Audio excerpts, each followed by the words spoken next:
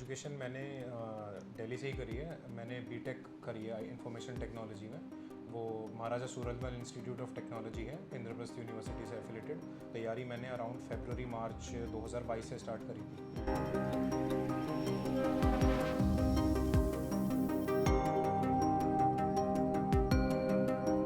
कोई एक्सपेक्ट नहीं करता। जैसे मेरी डबल डिजिट रैंक है 74, तो ये तो मैंने मतलब सोचा ही नहीं था कि इस तरह से होएगा। मैं तो बस ये होप कर रहा था कि सिलेक्शन हो जाए, मतलब ये इतना ही बहुत होता है फर्स्ट अटेम्प्ट वाले के लिए। Hello everyone, welcome to student friends. अभी हमारे साथ हैं रोहित सर, जिनका 74 रैंक के साथ फर्स्ट अटेम्प्ट में यूपीएससी में सिलेक्शन हुआ है। सो आज हम इनसे डिस्कस करेंगे कि इनकी सेल्फ स्टडी की क्या स्ट्रेटजी थी, क्या बुक लिस्ट इन्होंने फॉलो करी है, और जो इनका ऑप्शनल है वो ज्योग्राफी है। सो आज हम इनसे डिस्कस करते हैं। सर, सबसे पहले आप अपना एजुकेशन बैकग्राउंड बताइए। एजुकेशन मैंने दिल्ली से ही करी है। मैंने बीटेक करी है इंफॉर्मेशन टेक्नोलॉजी में। वो महाराजा सूरजमल इंस्टीट्यूट ऑफ टेक्नोलॉजी है, इंद्रप्रस्थ यूनिवर्सिटी से एफिलेटेड। तो वहीं से मेरी बीटेक रही है, 2022 में पूरी हुई थी। और उसी के बाद से मैंने फिर सिविल सर्विसेज की तैयारी स्टार्ट कर दी थी अपनी। ओके, सो कैसा लग रहा है आपका फर्स्ट अटेम्प्ट में सिलेक्शन हो गया है? जनरली फर्स्ट अटेम्प्ट में तो आईएएस आप बन गए हैं, तो ड्रीम कम ट्रू जैसे। बिल्कुल यार, बहुत अनएक्सपेक्टेड और ओवरवेलमिंग है। मतलब कोई एक्सपेक्ट नहीं करता। जैसे मेरी डबल डिजिट रैंक है 74, तो ये तो मैंने मतलब सोचा ही नहीं था कि इस तरह से होएगा। मैं तो बस ये होप कर रहा था कि सिलेक्शन हो जाए, मतलब ये इतना ही बहुत होता है फर्स्ट अटेम्प्ट वाले के लिए। तो Right. ये अपने आप में हो जाना, ये भी एक बहुत अच्छी चीज़ है, बहुत ओवरवेलमिंग है। ओके, सो आपने प्रिपरेशन यूपीएससी की कब से स्टार्ट करी थी, और बेसिकली मोटिवेशन क्या था कि मतलब यूपीएससी या फिर सिविल सर्विसेज की तैयारी करना है? जैसे कि आपने इंजीनियरिंग कर रखी है, तो आप वहाँ बढ़िया कोई एमएनसी कंपनी वगैरह में भी कर सर्विस दे सकते थे। यार, मैंने आपके पहले क्वेश्चन का जवाब दे देता हूँ। तैयारी मैंने अराउंड फरवरी मार्च 2022 से स्टार्ट करी थी। और अपना ऑप्शनली कवर किया था मैंने पहले, देन साथ साथ जीएस धीरे धीरे। और सेकंड क्वेश्चन ये था कि मतलब क्यों सिविल सर्विसेज और कॉर्पोरेट में क्यों नहीं। हाँ, उसका रीज़न, उसके बेसिकली ना कोई एक सिंगल रीज़न नहीं होता ऐसी चीज़ का। आप ना बहुत सारे फैक्टर्स होते हैं जो ऐड ऑन करते रहते हैं, और फिर अल्टीमेटली आप एक डिसीजन लेते हो। तो इसमें जैसे कुछ कॉमन रीजंस मेरे थे कि जैसे मैंने कॉर्पोरेट की तरफ मैंने इंटर्नशिप वगैरह करी थी, तो थोड़ा मुझे वहाँ पे सस्टेनेबिलिटी कम लगी, बिकॉज थोड़ा सा बर्नआउट फील होता था। और लॉन्ग टर्म के लिए आप थोड़ा सा वो रहता है, मतलब ये पर्सन टू पर्सन वेरी करता है, मेरा ऐसा मानना था। और हमेशा से ही मतलब एक टीनेज से ही मेरा पब्लिक सर्विस की तरफ थोड़ा सा इंटरेस्ट रहा है कि एट अ मैक्रो स्केल आप सोसाइटी को कैसे चेंज कर रहे हैं, कैसे इम्पैक्ट कर रहे हैं फॉर गुड, है ना। और सेकेंडरी जो एक और रीज़न था वो ये कि मेरी फैमिली में कोई पब्लिक सर्विसेज में नहीं है, जैसे गवर्नमेंट सर्विस में। तो फैमिली की तरफ से भी एक बूस्ट रहा। मेरे दादाजी ने बहुत सपोर्ट करा मुझे, और मेरे पेरेंट्स ने बहुत सपोर्ट करा कि हाँ, you should go for it, क्योंकि वो बचपन से देखते आ रहे थे मुझे। तो कहीं ना कहीं उन्हें ट्रस्ट था, और उन्हें जो मेरे में ट्रस्ट था, फिर मेरा कॉन्फिडेंस बूस्टेड रहा इसकी वजह से, इसलिए मैंने ट्राई किया इसमें। ओके, सो आपने जैसे ही स्टडी स्टार्ट करी, आपने बताया कि आपने ऑप्शनल को चूज़ किया। अभी मैंने एक और टॉपर का इंटरव्यू किया था, तो उन्होंने बोला कि ऑप्शनल को पहले पढ़ना स्टार्ट किया। सॉरी, तो मतलब क्या प्लानिंग हुई स्टार्टिंग से कि हमें सेल्फ स्टडी करना है, फिर उसमें भी ऐसे ऐसे चीज़ों को लेकर चलना है? हाँ, तो जैसे मैं बता रहा था, वही फरवरी मार्च के अराउंड 2022 में मैंने स्टार्ट करा। तो मेरा बहुत क्लियर सीन था। मैंने ज़्यादा कॉम्प्लेक्सिटी नहीं रखी अपनी तैयारी में, बहुत सिंपल रही तैयारी। मैंने यही टारगेट रखा कि मैं सबसे पहले अपना ऑप्शनल कंप्लीट करूँगा, जो स्टैंडर्ड सोर्सेज होते हैं ज्योग्राफी के, वहाँ से। हमने टॉपर्स का देखा, दो चार वीडियोज़ देखी, ब्लॉग्स पढ़े, है ना। वहाँ से मुझे एक हिंट मिला कि क्या क्या सोर्सेज हैं। देन उसको डिलीजेंटली फॉलो करा मैंने। ऑप्शनल में जैसे ज्योग्राफी था, तो जियोमॉर्फोलॉजी अपने आप में एक बहुत बड़ा टॉपिक होता है, तो मैंने उसको पूरा करा। 1 महीना मुझे लग गया, बिकॉज सविंदर सिंह से पूरी जियोमॉर्फोलॉजी कंप्लीट करना वो बहुत थोड़ा सा टफ रहता है। आप उसमें यूज टू नहीं होते हो, एफर्ट्स डालने पड़ते हैं। दैन मतलब यही था कि मेरे को ये टारगेट था कि 6 से 8 महीने में कहीं ना कहीं मेरा ये था कि सितंबर अक्टूबर तक मेरा ज्योग्राफी एक ऐसी पोजीशन में आ जाए कि बस मुझे अब इसमें रिवीजन और आंसर राइटिंग बस ये करना पड़े, थोड़ा सा वैल्यू एडिशन भी। बस ये मेरी स्ट्रैटेजी रही ऑप्शन। ये एक मंजिल है तो रास्ते भी होंगे, और एक मेंटर भी जो मुश्किलों को आसान बना दे। नतीजे संयोग नहीं होते, दूसरों से बेहतर स्कोर होते हैं। GS Score, an institute for civil services. Good career is a process, and mentoring at GS Score is driven by primarily two objectives.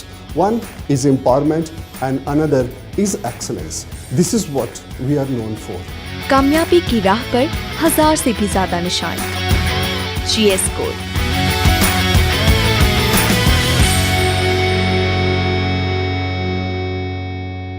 Right, तो आपने कॉलेज के जस्ट बाद आपने प्रिपरेशन स्टार्ट कर दी थी। हाँ। ओके, सो जब स्टार्टिंग करते हैं प्रिपरेशन वगैरह, तो आपने जैसे PYQ हो गया या फिर UPSC के लिए तो बोलते हैं कि NCERT सबसे पहले पढ़ो। आप कुछ भी समझ नहीं आ रहा है क्या करना है तो NCERT पढ़ोगे तो आपका बेस थोड़ा बहुत बन जाएगा। और आपने कैसे स्टार्ट करा था? हाँ, एक्चुअली मैं यही बता रहा हूँ कि NCERT बहुत ज़रूरी है। मतलब मैं थोड़ा सा इसमें थोड़ा सा एक अलग व्यू रखता हूँ कि NCERT सारी ज़रूरी नहीं है, लेकिन कुछ NCERT ऐसी हैं जो बहुत इंपॉर्टेंट हैं। जैसे ज्योग्राफी की 11th और 12th की NCERT हैं, वो बहुत बेसिक और बहुत इंपॉर्टेंट बुक्स हैं। मतलब आप उन्हें कर लेते हो तो आई थिंक आपका प्रीलिम्स का पूरा कवर हो जाता है। ठीक है, जैसे कि पॉलिटी में एक कॉन्स्टिट्यूशन एट वर्क है, बेसिक टर्मिनोलॉजी आपको वहाँ से पता चलता है कि डेमोक्रेसी एक्चुअली क्या होती है, सॉवरेनिटी एक्चुअली क्या होती है ना, आपका प्रियम्बल एक्चुअली किस चीज़ के लिए स्टैंड कर रहा है, राइट। वहाँ से एक हैंग मिल जाता है आपको। फिर अगेन हिस्ट्री के लिए NCERTs आर अ मस्ट, है ना। हिस्ट्री में NCERTs बहुत सही होती हैं। फिर आप जो है साइंस एंड टेक में बायोलॉजी की जो NCERT है उसमें आप कर सकते हैं लास्ट के 4 चैप्टर्स। तो कुछ कुछ NCERT बहुत इंपॉर्टेंट है। ओके, सो बाकी PYQ और सिलेबस को आपने कैसे अप्रोच किया? हाँ। क्योंकि PYQ बिना सिलेबस को कंप्लीट किए नहीं अटेंड किए जा सकते हैं, तो आपने कैसे किया था? हाँ, ये बहुत सही बोला आपने। पहले सिलेबस को इस एग्ज़ाम में जो पहला कदम होना चाहिए वो बुक लिस्ट के साथ साथ बुक लिस्ट सेलेक्ट करते हुए सिलेबस को साइड में प्रिंट आउट निकाल के रखो। रखो, एक राइट। हार्ड कॉपी अपने हाथ में रखो। उसके टर्म्स को देखो कि ये एग्ज़ाम डिमांड क्या कर रहा है। बिकॉज आप सिर्फ पढ़ने लग जाओगे और आपको डिमांड का नहीं पता होगा, थोड़ा सा आगे चैलेंज फील करोगे आप, है ना। डिमोटिवेशन हो सकती है कि मैं नहीं कर पा रहा ये वो। तो आप डिमांड बहुत स्ट्रिक्टली सेट रखो अपने दिमाग में कि यार ये चीज़ है, ये इस एग्ज़ाम में आ रहा है और मुझे इस चीज़ पे आगे काम करना है। तो सिलेबस को आप टाइम टू टाइम देखते रहो, गेट यूज टू इट। उसको रटो मत कि मतलब अब ये टर्म है तो इसको मुझे पता ही होना चाहिए। जैसे बोलते हैं ना कि फिंगर टिप पे होना चाहिए सिलेबस। उस फिंगर टिप का मेरे जो पर्सपेक्टिव है मानना वो ये है कि आप अवेयर होने चाहिए कि अगर आप कोई न्यूज़ पीस देखते हैं, किसी बुक में कोई एक अच्छा कोट पढ़ते हैं, तो आप उसे कहाँ यूज़ कर पाएँ, है ना। एक इंसिडेंट है कोई तो आप उसे कहाँ यूज़ कर पाएँ, ऐसे में किस तरह से किस डायमेंशन से उसे पुट कर सकते हैं। तो आई थिंक वो ज़रूरी है। एंड ऑब्वियसली PYQ एक गाइडिंग लाइट की तरह काम करते हैं कि आप देखो बहुत बड़ा ये एक फील्ड है। मतलब इसका UPSC की तैयारी अपने आप में कि each and everything seems to be important, है ना। तो PYQ एक गाइडिंग लाइट की तरह काम ऐसे कर रहा है कि वो आपको दिशा दिखा रहा है कि यार इस तरफ थोड़ा सा और ज़्यादा आप मेहनत फोकस करो, रखिए, इस तरफ राइट। फोकस रखो आप। ठीक है, तो PYQ along with syllabus in mind are a boost to your preparation basically. Right, syllabus को आपने बोला कि साथ में रखो, देन यस, अपना सिलेबस कवर या करते जाओ। Every time. Okay, so syllabus generally market में दो पॉपुलर हैं, एक तो UPSC का जो एक्चुअल है और शायद एक GS स्कोर का माइक्रो डिटेलिंग करके रहता है, आपने देखा हो कभी? नहीं, मैं तो या उसके फिर बारे आप में किस तरीके का वो नहीं, आप? सॉरी, मैं एक्चुअली अवेयर नहीं हूँ इस बारे में। बट मैंने तो UPSC का जो ऑफिशियल सिलेबस होता है उसी का प्रिंट आउट लिया था GS के लिए और अपने ऑप्शनल के लिए, एंड उसी को फॉलो करता रहा। मैं उसी को देखता रहा, उसमें चीज़ें हाईलाइट करता रहा, सर्कल करता रहा कि ये मेरा स्ट्रॉन्ग है, ये मेरा वीक है, इस पर मुझे और मेहनत करनी है, बस इस तरह से। ओके, सो जैसे सेल्फ स्टडी का आपने प्लान बनाया, तो आपने जब 1 बाय 1 करके चीज़ें कंप्लीट करना स्टार्ट करा तो किसी की गाइडेंस ली थी या फिर यूट्यूब गूगल वगैरह से हेल्प ली, जैसे हाँ। टॉपर टॉक्स हो गए? बिल्कुल बिल्कुल, ये आपने ठीक मेंशन करा। गाइडेंस भी ज़रूरी है इसमें। हालांकि मैंने ऐसा क्लासरूम कोर्स तो कोई नहीं लिया था, बट मेंटोर्स की गाइडेंस हो गई, मेरे बड़े हो गए, एल्डर्स हो गए जो प्रिपरेशन में हैं, मेरे बड़े भाई हैं, उनकी गाइडेंस हो गई। और टॉपर टॉक्स बहुत इमेंसली इंपॉर्टेंट हैं, वो आपको बताते हैं क्योंकि सेलेक्टेड कैंडिडेट से सुन के उसे अप्लाई करना एक ट्रस्ट फैक्टर इंक्रीज़ करता है, तो आप उसमें बिलीफ रखते हो। And this exam is mostly about belief in your self and the sources you are following. Right. ठीक है, तो एक तरह से कम्युनिटी जो है प्रीवियस ईयर टॉपर्स की और जो भी मेंटोरशिप्स मिल रही हैं, दे आर जेन्युइन यार, मतलब उसमें कोई डाउट नहीं है ऐसा। ओके, जनरली जैसे टॉपर टॉक्स है, आपने अपना एक्सपीरियंस शेयर कर दिया। अब स्टूडेंट्स कई बार कन्फ्यूजन हो जाते हैं कि हम कैसे इनसे हेल्प लें। अब आपने बताया कि PYQ के साथ आप सिलेबस को कंप्लीट करते जाइए, आप PYQ को देखोगे तो आपको पता चलेगा कौन सा फोकस एरिया है। बट कई बार स्टूडेंट्स कंफ्यूज हो जाते हैं मल्टीपल टॉपर्स को सुनकर, तो वो कैसे करें? यार अगेन मैं ये चीज़ बोलूँगा कि आपको जो इस एग्ज़ाम की डिमांड है उसके साथ हमेशा खड़े रहना है। मतलब आप 24 सोर्सेज फॉलो कर लो, बट अगेन अगर वो प्रिंसिपल जो है वो बेसिक डिमांड जो है उसको फुलफिल नहीं कर रहे हैं तो आई थिंक उस 24 सोर्सेज का कोई मतलब नहीं रह जी जाता है ना. बिल्कुल, हाँ। Just follow each and everything. Just मैं ऐसे नहीं कहूँगा कि मत देखो इधर उधर, देखो इधर उधर, just pick best out of it what really suits you. आपको क्या सूट कर रहा है, आपकी डिमांड क्या फुलफिल कर पा रहा है ना. एंड में आपको वहाँ डिलीवर करके आना है. प्रीलिम्स में 2 घंटे और मेंस में डेली 3 या 6 घंटे, है ना. अगर आप वहाँ पे डिलीवर करके आ पा रहे हो देन कितने भी सोर्सेज फॉलो करें हो, है ना, तो बढ़िया है. आपकी एफिशिएंसी इंक्रीज रहनी चाहिए बस. राइट, जैसे कि आपने पूरी तैयारी करी है, ऑल्दो आपका फर्स्ट अटेम्प्ट में सिलेक्शन हो गया, आप काफ़ी लकी हैं और कह सकते हैं आपका जो प्रिपरेशन था वो राइट डायरेक्शन में था. बट कोई ऐसी चीज़ हो जो आप अपनी प्रिपरेशन से हटाना चाहते हो, आपको लग रहा है कि शायद ये नहीं करनी चाहिए थी मुझे, मैंने इस पे ज़्यादा टाइम दे दिया, इसका कोई यूज़ नहीं हुआ. जैसे हम ना होता कॉलेज स्कूल के एग्ज़ाम देते हैं तो सोचते हैं यार मैंने ये फालतू में पढ़ लिया, उससे तो एक भी क्वेश्चन नहीं आया, कुछ इस तरीके से. हाँ, मैं इसमें ज़्यादा तो कुछ तो नहीं बोलूँगा बिकॉज फर्स्ट अटेम्प्ट है तो मेरे को भी इतना वो नहीं था कि क्या काम करा क्या नहीं काम हाँ. करा. बेसिक चीज़ें जो हैं जैसे मल्टीपल रिविजन्स, मिनिमम सोर्सेज, और एफिशिएंसी के साथ, कंसिस्टेंसी के साथ, ऑनेस्टी के साथ काम करना. और अगर मैं इस बारे में बात करूँ कि क्या नहीं करना चाहिए, वो यही है कि आप ना बहुत ज़्यादा इधर उधर मत भागो. You have everything you need. ठीक है, मतलब सोर्सेज सब अवेलेबल हैं. ज़्यादा हाय तौबा मचाने की नहीं ज़रूरत कि एक टॉपर के और नोट्स देख लूँ या एक सोर्स और बढ़ा लूँ तो शायद कुछ और हो जाए. आई थिंक उसको थोड़ा सा अवॉइड करना चाहिए. बहुत सिंपल रखो अपनी तैयारी. सिंपल रहोगे, एफिशिएंट रहोगे और कंसिस्टेंट रहोगे तो I think it will be good. Okay, so sir, जैसे हम फर्स्ट अटेम्प्ट की बात कर रहे हैं तो आपने अराउंड कितना टाइम दिया, मतलब कितना टोटल टाइम हो गया जब आपने स्टार्ट करी थी? 22 कुछ में बताया था, क्या बताया मार्च था? 2022. मार्च, सॉरी, हाँ. तो उसके बाद से कितना टाइम टोटल हो गया? आप लगा लो मार्च 2022 में स्टार्ट करा था. मार्च 2022 से अराउंड अक्टूबर 2022 तक ऑप्शनल अपना करा. फिर उसी दौरान अगस्त सितंबर से थोड़ा सा जीएस भी उठाना स्टार्ट कर दिया था. न्यूज़पेपर एक ऐसी चीज़ है जो मैं through out my journey daily पढ़ रहा था. एंड फिर उसके बाद फोरम का एमजीपी था, वो मैंने कंसिस्टेंटली लिखा एवरी संडे अक्टूबर से. एंड देन जनवरी के मिड तक मैंने जो अपना जीएस का था और एसए का थोड़ा बहुत, एथिक्स का और ऑप्शनल वगैरह सब कंसोलिडेट करके साइड करा. देन फरवरी 1 से टू बी प्रिसाइज मैंने प्रीलिम स्पेसिफिक तैयारी स्टार्ट करी. सारी standard sources as a new beginner पढ़ा बिल्कुल, और रिवाइज करा मल्टीपल टाइम्स. और जो भी मार्केट में टेस्ट सीरीज़ अवेलेबल थी उसको ले आया, उसमें टेस्ट लगाए. एंड PYQs को हमेशा देखता रहा. PYQs इग्नोर नहीं करे. CSAT को कंटिन्यूसली देखता रहा. ठीक है, मैं इंजीनियर था बट स्टिल मुझे लगता था कि CSAT जो है अच्छा रहना चाहिए आपका कंसिस्टेंटली, उसको देखता रहा. देन आपका मई में जो है प्रीलिम्स हुआ था.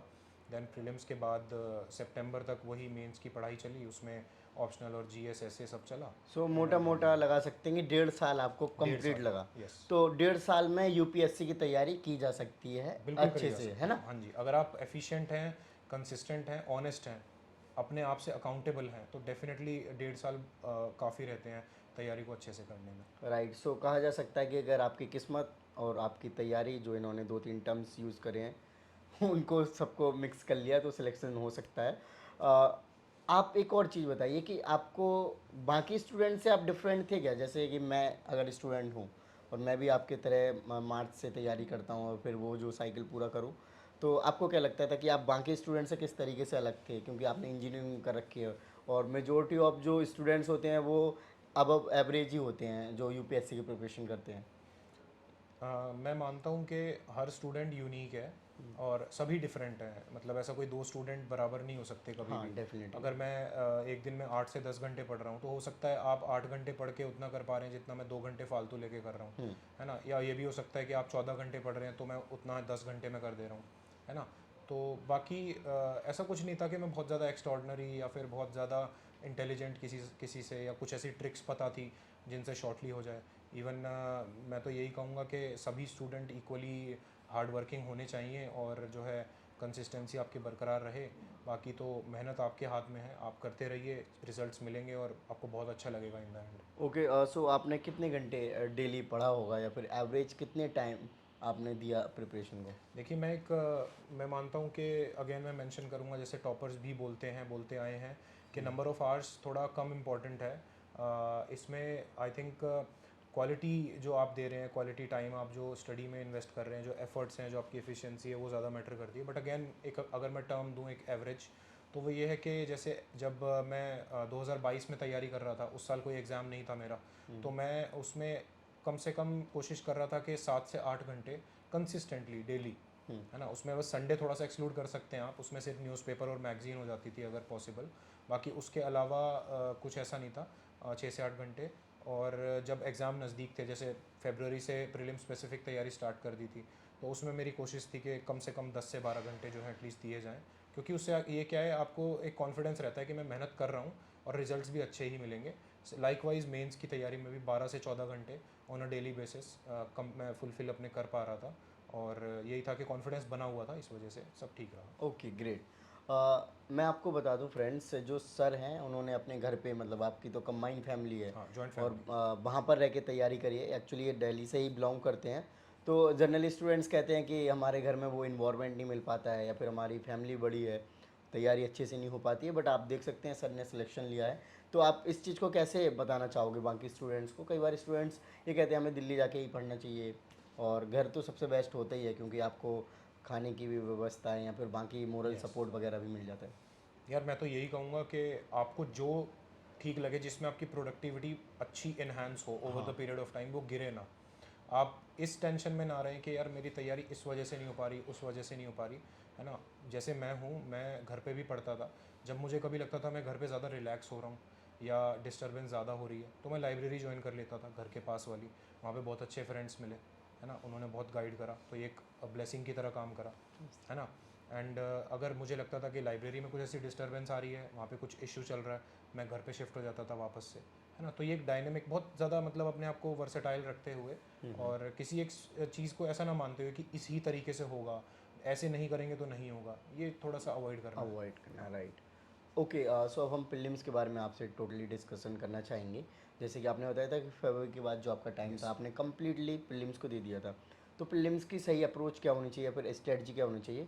जैसे आपने बताया था कि एनसीईआरटी से आपने स्टार्ट किया था, आई थिंक पीवाईक्यू, फिर मॉक वगैरह सब लगाए, और बाकी स्टैटिक सब्जेक्ट को आपने पढ़ा भी और रिवीजन भी किया। आपने बताया कि फ्रेशली स्टार्ट किया था।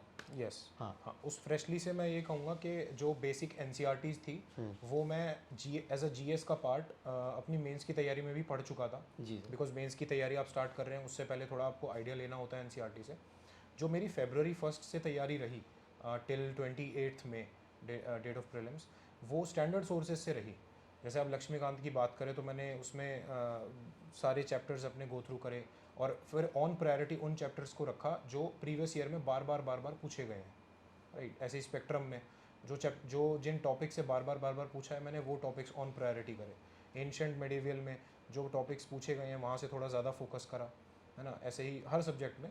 और मैगजीन्स को भी मैंने, जो पीटी आती हैं प्रीलिम्स के लिए, PT 360, यस, उसमें सारी मैगजीन्स मैंने नहीं पढ़ी, मैं बहुत ऑनेस्टली कहूँगा। साइंस एंड टेक की मैगजीन मैंने रेफ़र करी, मैंने इन्वायरमेंट की मैगजीन रेफ़र करी, मैंने आईआर की मैगजीन रेफ़र करी, मैंने इकोनॉमी की मैगजीन रेफ़र करी।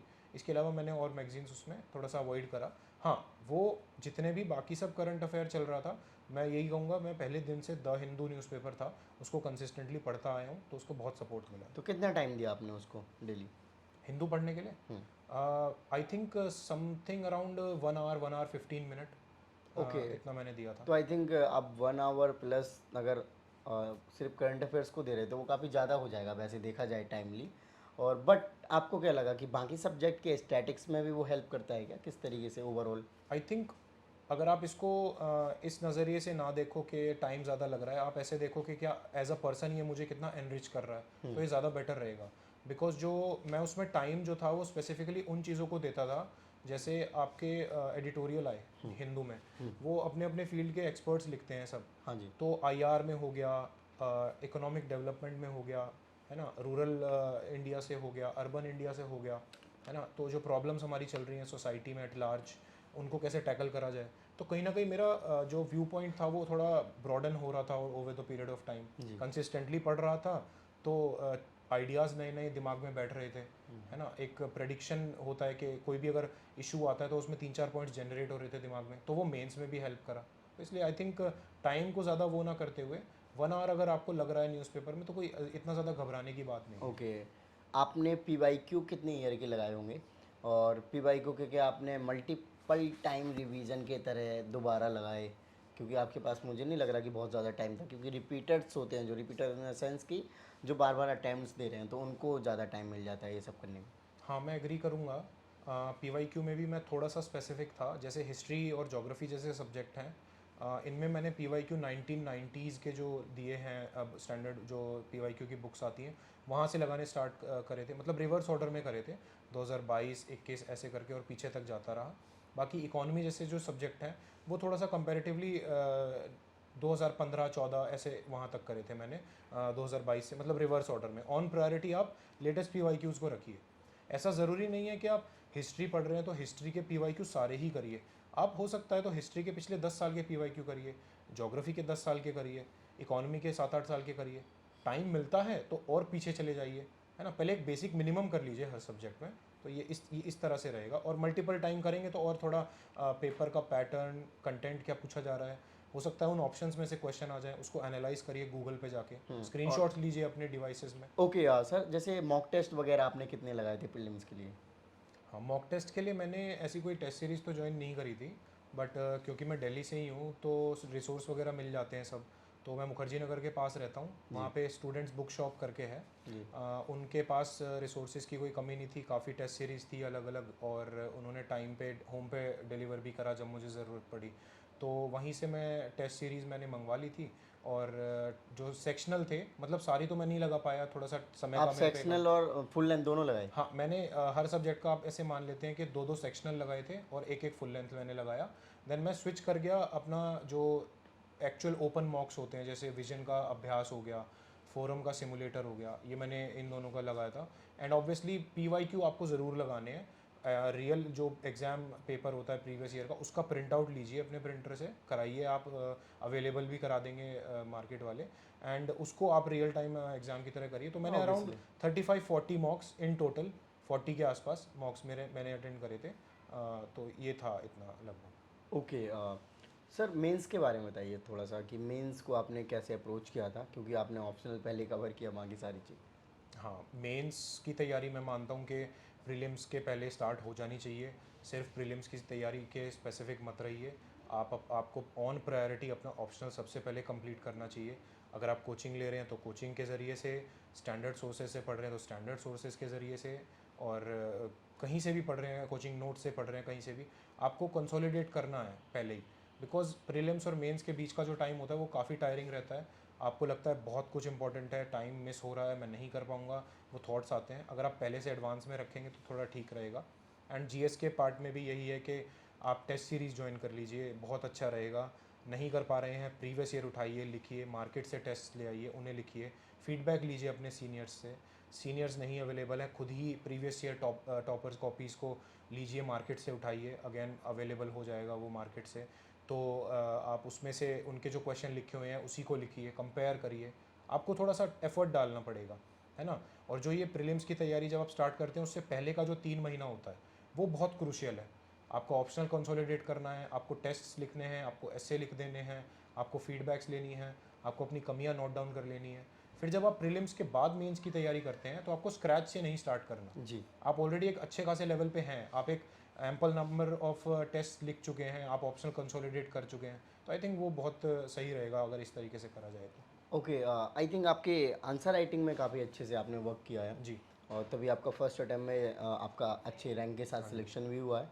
तो आंसर राइटिंग करते हुए क्या ऐसी चीज़ें रखते थे आंसर में जो कि बेटर प्रेजेंटेबल लगे या फिर एग्जामिनर को काफ़ी पसंद आए? जी, जैसे मैं बता रहा हूँ, मैंने जब पहला अपना एक्चुअल टेस्ट लिखा था फुल लेंथ वाला, तो उसमें मैं सारे क्वेश्चंस नहीं अटेंड कर पाया था, बिकॉज ऑब्वियसली इतना लंबा लिखने की आदत नहीं थी बहुत टाइम से।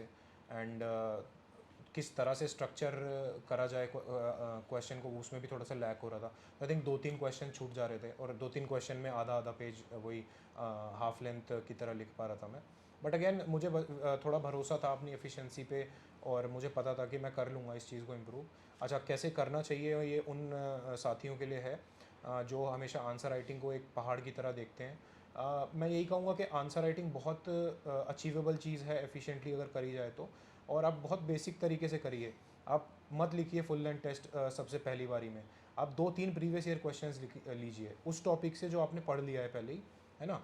और आप प्रीवियस ईयर टॉपर की कॉफ़ीज़ को मोर ऑफन रेफ़र करते रहिए। मैं तो ये कहूँगा जो सोल सोर्स था कि आंसर स्ट्रक्चरिंग कैसे करी जाए, वो आप toppers। वो प्रीवियस ईयर टॉपर कॉपीज़ थी। सर के भी टॉपर कॉपी को आप रेफर कर सकते हैं वैसे। हाँ मैं बिल्कुल, लिंक दे अगर दूंगा, आप आपकी हैं कॉपीज यस वगैरह? हाँ कॉपी है, और वो मैंने अपने टेलीग्राम चैनल पे अपलोड करी हैं कुछ कॉपी, मैं और डालूंगा, तो आई थिंक वहाँ से आपको बहुत हेल्प मिलेगी। मेरे टॉपर कॉपीज़ रेफ़र कर सकते हैं, और सेलेक्टेड कैंडिडेट्स हैं उनको रेफ़र कर सकते हैं, प्रीवियस ईयर कैंडिडेट्स हैं उन्होंने बहुत अच्छी तरह लिखा है, मैंने उन्हें रेफ़र करा था, तो आई थिंक वो बहुत हेल्प करेंगी आपको। इंट्रो, बॉडी, कंक्लूजन, एक्चुअली होता क्या है एक्चुअल में, आप उसको रेफ़र कर सकते हैं, तो आई थिंक ये हेल्प करेगा। जी डेफिनेटली। ओके, और मेंस के इतने सारे जो पेपर हैं, आपने पेपर वाइज चीज़ों को कंप्लीट करा था या फिर सब्जेक्ट वाइज किया था? मैंने पेपर वाइज तो सिर्फ एथिक्स को अलग से करा था, बाकी मैं टॉपिक लेता था कि मुझे इकॉनमी आज पढ़नी है तो इकॉनमी में कौन सा टॉपिक मैं करूँगा, और कोशिश रहती थी कि थोड़ा नोट्स ऐसे बनाए जाएं कि उसको एक्चुअल एग्ज़ाम में लिख के आ रहा हूँ तो उसमें से कुछ अच्छे पॉइंट्स में लिखाऊँ अपने एग्ज़ाम में। तो कंसाइज रखिए अपने नोट्स को और टॉपिक वाइज फिनिश करते चलिए, इस तरह से काफ़ी हेल्प रहेगी। ओके, जब ना आप नोट्स बनाते हो तो नोट्स बनाने की अप्रोच क्या रही? जैसे आपकी अभी एक बुक दिख रही है इतनी सारी यहाँ पे देखो, जैसे इंडिया दैट इज़ भारत। अगर आपने मान के चलो इस बुक से नोट बनाया तो क्या उसमें लिखना चाहोगे? क्योंकि बुक्स आई थिंक ये 500 प्लस पेजेस की तो होगी, और हाँ उसको जी। आपको कंसाइज नोट्स में करना है, तो कितने पेजेस में करते हो आप A4 सीट अगर सीट में देखे तो? नोट्स बनाना थोड़ा सा मेरे लिए स्टार्टिंग में बहुत ओवरवेलमिंग सी चीज़ थी, बिकॉज मुझे भी आइडिया नहीं था कि वो नोट्स होते क्या हैं यूपीएससी के सिलेबस से अगर मैं नोट्स बनाऊं, और किस उनको तरह से बनाना एक्चुअल चाहिए। रिवीजन कैसे Yes, करेंगे, yes, एग्जाम हाँ में कैसे यूज़ करना हाँ है? हाँ। क्योंकि टॉपर्स तो अपने इंटरव्यू में बोल देते हैं कि नोट्स बनाओ, ये बनाओ, थोड़ा सा मैं उसमें रहता था। Then over the period of time I realize के नोट्स कुछ नहीं है, जो आप पढ़ रहे हैं एक बहुत ऑब्वियस सी फीलिंग आने लगती है अंदर से कि ये चीज़ मुझे पता है, इसका स्ट्रक्चर मुझे पता है, इस टॉपिक में मेन ये पॉइंट्स चीज़ें लिख लेते हैं, yes, या फिर ये चीज़ें मैं भूल रहा हूँ जो याद रखनी चाहिए। एग्जैक्टली जो इंपॉर्टेंट चीज़ें हैं प्रीवियस ईयर आप रेफ़र करिए, प्रीवियस ईयर को बेस बना के आप on top of that notes बनाइए, वैल्यू एडिशन करिए डिफरेंट सोर्सेज से, तो वो बहुत अच्छा रहेगा। तो नोट्स में यही है कि स्टार्टिंग से मत बनाने लगिए, 2-3-4 रीडिंग ले लीजिए, देन नोट्स पे काम करना स्टार्ट करिए अलॉन्ग विद PYQ को अपना बेस बनाते हुए। आप अगर बढ़ेंगे तो I think it will help. Okay sir, आपने अभी बताया था कि जैसे आपने इकोनॉमी पढ़ना स्टार्ट किया तो इकोनॉमी ही पढ़ते रहते हैं, तो किस तरीके से पढ़ना चाहिए? एक दिन में 2 सब्जेक्ट लें, या फिर एक ही सब्जेक्ट को एक हफ्ते तक जब तक वो कंप्लीट ना हो जाए उस तरीके की भी अप्रोच हो सकती है, या फिर जो कॉम्बिनेशन होता है 2-3 सब्जेक्ट का, तो वो कॉम्बिनेशन कौन कौन सब्जेक्ट का बेस्ट रहता है पढ़ने के लिए? देखिए ये पर्सन टू पर्सन वेरी करेगा, मैं इसका कोई ऐसा फिक्स्ड फार्मूला नहीं दे पाऊँगा, बट एक चीज़ मैं मेंशन कर देता हूँ। अपने लिए जो मेरे लिए काम किया वो ये था, जब मैं ऑप्शनल पढ़ रहा था तो हाँ ऑप्शनल के साथ आप GS पढ़ सकते हैं, बिकॉज ऑप्शनल आप थोड़ा सा, मैं मानता हूँ अगर लगातार पढ़ रहे हैं टायरिंग हो जाता है, टेक्निकल होता है बहुत ज़्यादा, तो इसमें इशू आते हैं, आप मोनोटोनस हो जाता है, तो आप GS पढ़िए, आप न्यूज़पेपर पढ़िए, वो आपको काफ़ी चीज़ें कवर करा देगा। देन अगर आप, जैसे मैं प्रीलिम्स की बात करूँ February 1 से, तो प्रीलिम्स में मैंने single day single subject follow करा था कि जितना जल्दी इसे पूरा करें एफिशिएंसी के साथ, जितना जल्दी उतना बेटर है, और एक दिन में एक सब्जेक्ट, ये मेरी स्ट्रैटेजी थी। ओके, सो आपके मार्किंग वगैरह किस तरीके से रही है? पहले प्रीलिम्स के बारे में बताइए, CSAT हो चाहे आपके GS हो। मेरे GS में प्रीलिम्स में 80.81 मार्क्स हैं, जो कि कट ऑफ से अराउंड 5 मार्क्स ऊपर है, तो ऐसा भी नहीं है कि बहुत ज़्यादा मार्क्स मेरे रहे हैं उसमें। अगर कट ऑफ जो पहले आती थी 90 हाँ जी, या हाँ फिर जी, 100 के बिल्कुल आसपास, तब आप नहीं होता। बिल्कुल बिल्कुल, तो ये आप तो है। आपके माइंड में कभी ऐसा नहीं आया, आपने क्वेश्चंस कितने अटेम्प्ट करे थे? मैंने to be precise 77 questions attempt करे थे अपने ओके। GS में, तो मेरा यही था कि जिनमें मैं बहुत श्योर था मैंने वही क्वेश्चंस अटेम्प्ट करे, क्योंकि मुझे लग रहा था कि पेपर हार्ड है, हाँ। और आपको ब्लफ नहीं करना वहाँ पे, आप अंदाज़ा भी मत लगाइए इतना ज़्यादा। अगर आप एक्सपर्ट हैं, आप 2-3-4 अटेम्प्ट दे चुके हैं, तो आई थिंक आपका थोड़ा एक लॉजिकल वो बेटर है, तो आप कर सकते हैं। मेरे जो सीनियर हैं जिन्होंने मेरी हेल्प करी, उन्होंने क्वेश्चंस अच्छे अटेम्प्ट करे, उनके GS में मार्क्स भी बहुत अच्छे बन रहे थे, 110 प्लस। तो अगेन वही चीज़ है, CSAT में मेरी स्ट्रैटेजी ये रही, एक्यूरेसी पे बिलीव करते हुए 46 क्वेश्चंस अटेम्प्ट करे, और अकॉर्डिंगली जो है 86 पॉइंट समथिंग मार्क्स उसमें आए हैं। हाँ, जो कि काफ़ी ज़्यादा है कट ऑफ से। ओके, सो अब हम बात करते हैं आपके मेंस के मार्क्स। तो मेंस में मेरे marks I think decent marks हैं, और ज्योग्राफी की बात करूँ तो टोटल मेरे 272 मार्क्स हैं, जो कि एक Decent है, हाँ। स्लाइटली डिसेंट मार्क्स हैं इस बार, काफ़ी अच्छे गए हैं ज्योग्राफी में, Okay. और बेटर जा सकता था अगर लास्ट टाइम भी अच्छे गए थे, उसके पहले भी बढ़िया गए थे। अगर मैं अपनी PYQ पे थोड़ा सा और कमांड बनाता, बिकॉज क्वेश्चंस रिपीट होते हैं और हुए भी हैं, तो आई थिंक कंटेंट को और इम्प्रूव करा जा सकता था, स्ट्रक्चरिंग बेटर हो सकती थी, तो आई थिंक ये है। बाकी अब GS में क्योंकि कम रहे तो कहीं ना कहीं ऑप्शनल में कम रहे तो कहीं ना कहीं GS ने हेल्प करी। एथिक्स में मेरे 125 मार्क्स हैं और ऐसे में मेरे 119 मार्क्स हैं। GS 3 जिसमें थोड़ा सा स्कोर आजकल लो चला जाता है उसमें मेरे 98 मार्क्स हैं, और आई थिंक GS 1 और 2 में मैं अभी श्योर नहीं हूँ, बट उसमें 100+ मार्क्स हैं दोनों में। ओके। यस। और आपके इंटरव्यू में इंटरव्यू में मेरे 173 मार्क्स हैं। आई थिंक मतलब डिसेंट है, डिसेंट है, बट आपकी पर्सनालिटी IAS ऑफिसर जैसी है तो आपको और ज़्यादा डिजर्व हाँ करता मैं है थोड़ा सा, मुझे डिसअपॉइंटमेंट थी कि 190 एटलीस्ट होने चाहिए थे, Okay. Again it is what it is. हाँ, तो अब मतलब आपका फर्स्ट अटेम्प्ट भी था तो कुछ बढ़िया से क्वेश्चंस रहे होंगे क्या इससे नहीं, related? मेरा टोटल इंटरव्यू डैफ रिलेटेड ही था, बट क्वेश्चंस थोड़े उनके साइड से देवर ट्रिकी आई थिंक, और बेटर तरीके से हैंडल कर सकते थे, एंड यही है, बट अगेन जो हुआ सो हुआ, दैट इज़ द थिंग। हाँ, अब IAS बन गए हो, अल्टीमेटली IAS बनना गोल था आपका। ओके, सो आप काफ़ी फिट वगैरह हैं, काफ़ी स्मार्ट भी हैं, तो मतलब कह सकते हैं एक्सरसाइज या फिर बाकी आपकी हॉबीज़ वगैरह के लिए टाइम निकाल पाते हैं? Okay, thank you for the compliment, अरे बट यार, मैं मानता हूँ कि फ़िटनेस मेरी थोड़ी सी कॉम्प्रोमाइज़ रही है। एक चीज़ मैं ऐड करना चाहूँगा एस्पिरेंट्स के लाइफस्टाइल में, वो ये कर सकते हैं कि प्लीज़ आधा घंटा 15 मिनट 20 मिनट थोड़ा वॉकिंग जॉगिंग करिए। मैंने थोड़ी हेल्थ कॉम्प्रोमाइज़ करी, हेल्थ इश्यूज़ हो जाते थे बीच बीच में, आप जैसे लॉन्ग आवर स्टडी करें तो हेड एक और बैक एक थोड़ा हो जाता था, तो ये है। बाकी मेरी हॉबी बास्केटबॉल खेलने की रही है, टाइम टू टाइम मैं कनेक्टेड रहा हूँ बास्केटबॉल से, बट अगेन टाइम की कमी की वजह से आपको थोड़ा सा कॉम्प्रोमाइज़ करना पड़ता है। एंड लाइकवाइज हॉबीज़ परस्यू करते रहिए, आपको एज अ पर्सन आप ग्रो करेंगे and it will reflect and help in the interview. Right, okay, so thank you so much sir. Thank you. Friends, हमने इनके साथ डिटेल में इंटरव्यू किया, ऑल्दो हम स्ट्रेटजीज़ वगैरह की वीडियोस अलग से कर लेंगे सर के साथ कि कंप्लीट स्ट्रेटजी पे फोकस हो, फर्स्ट अटैम्प्ट में Sure, कैसे UPSC क्लियर किया जा सकता है, Sure. उसकी एकदम जो आपकी 1 साल से 1.5 साल की जो भी स्ट्रेटजी रही है।